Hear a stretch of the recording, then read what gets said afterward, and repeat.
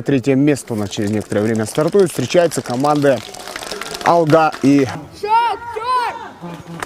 Шахтер. Снова такой Шахтер. Еще один удар, и опасно было. Среагировал все-таки голкипер. Там оказались первые защитники. Осторожнее надо. И еще один удар, рикошет и угловой. Чуть точнее, если бы сыграли футболисты Алги нестандартно. Маленькое поле. Хороший пас. И удар сходу со стороны Муса Азаматов.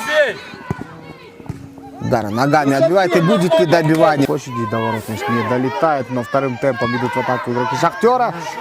И снова мяч перелетает полностью всех футболистов. И снова четвером идут в атаку. Удар!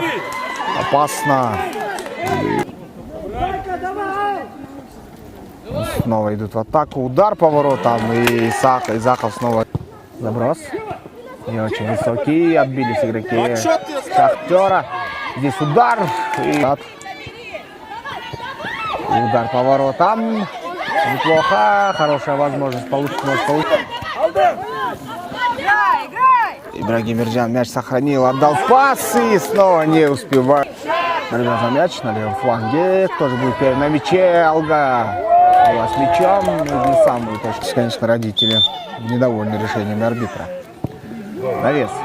И мяч должен залетать. Нет. Здорово. Отличная возможность. Удар. И с наружной стороны сетки против Таймаса Кахармана. Так, удар. И под перекладину мяч залетает. Такова. Удар и гол. Сильно по центру. Таймас Кахарман против Алмазбека Макеева. Он бьет Макеев сильно. Отделяет Исаков. И в штангу попадает. Разбег. Удар и гол. Вниз. Так, разбег. Удар и гол. Дамир Шарипов. Удар и гол. Так, разбег. Удар и гол. Перехитрил.